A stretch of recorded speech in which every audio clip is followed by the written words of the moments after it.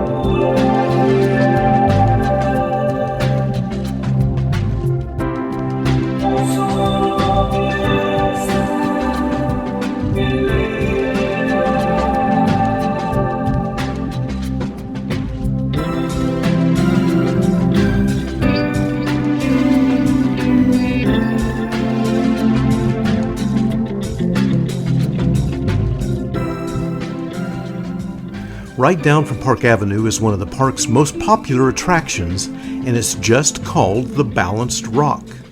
This formation is a tall block of sandstone that rests on a narrow stand of Dewey Bridge rock. The formation's total height is 128 feet, with the huge Balanced Rock rising 55 feet above its base. As you approach Balanced Rock from the south, the impressive pillar looks like a ball resting on an old milk bottle.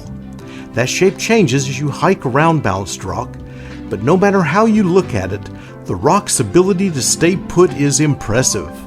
That rock will come down someday, but as of today, it's still up there balanced in place.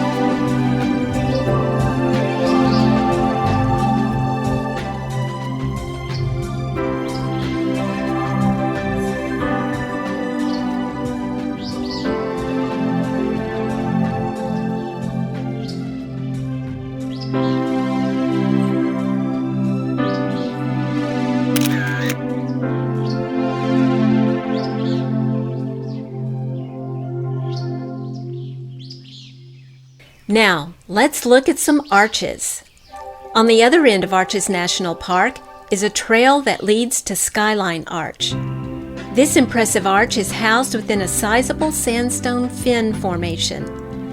Currently, the arch measures 70 feet across and is 34 feet tall. Interestingly, this arch is larger than it was just 80 years ago. In 1940, a huge block of sandstone fell out of the arch, which doubled its size overnight. You'll see the remains of this fallen block in just a moment.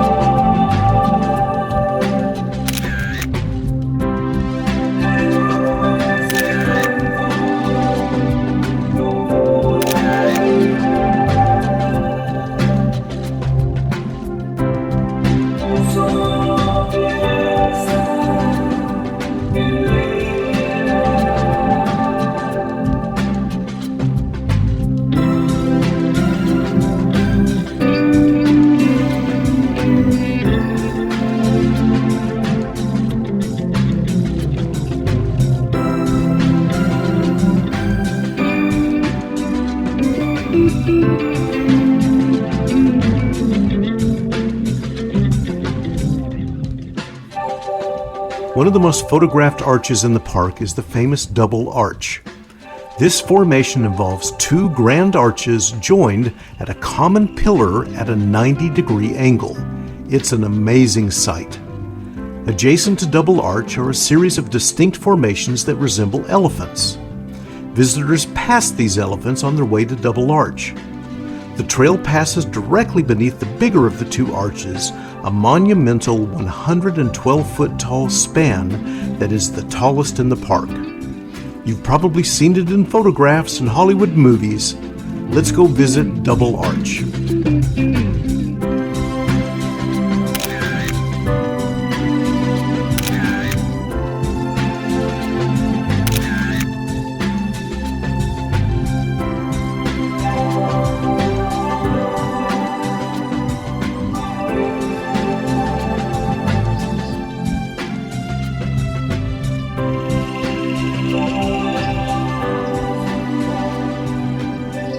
Thanks for coming along with us on our hike through Utah's Arches National Park.